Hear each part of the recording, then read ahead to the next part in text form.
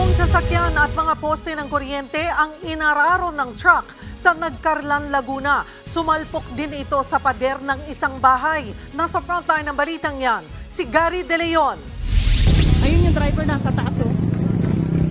Pahirapan ang pagsagip sa truck at driver na ito at kanyang pahinante sa Barangay Buboy, Nagcarlan, Laguna. Sa tindi ng kanilang pagkakaipit, kinakailangang wasakin ang pintuan ng truck para mailabas sila. Agad silang dinala sa ospital matapos magtamo ng mga bali sa katawan dahil sa pagkakaipit. Naipit ang dalawa matapos tumawang kanilang truck.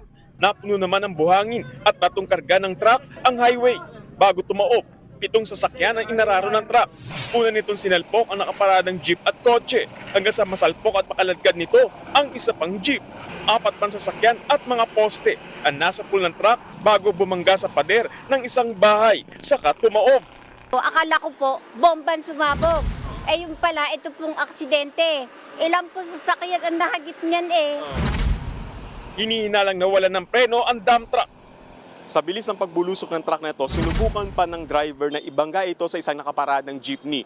Pero imbis na tumigil, lalo pa itong bumulusok pababa. Natangay pa mismo nito ang jeep. Swerte na lang at wala ang driver nito nang mangyari ang insidente. Swerte naman kabababa lang daw ng driver ng nakaladkad na jeep nang mangyari ang disgrasya. Pinarada ko yung owner ko kasi bubuksan ko to. Kasi may kakarga ako. Ngayon, nung pagbalik ko, nakita ko bubulusok na yung dump truck.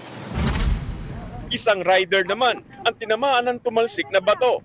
Maliban sa kanya at sa 2 sakay ng truck, wala nang ibang nasaktan sa insidente. Yun nga lang nawalan ng kuryente ang ilang bahay. Hanggang sa kaninang hapon, hindi pa inaalis sa highway ang mga naaksidenteng sasakyan. Pakiusap naman ng mga may-ari ng mga sasakyan, bayaran sila ng danyos perwisyo. Nasa ospital pa ang driver at pahinante na naharap sa kasong physical injury at damage to property. Nagbabalita mula sa Frontline, Gary De Leon, News 5. Mga kapatid, Cheryl Cosim po, huwag maging huli at maging una sa lahat sa balitaan.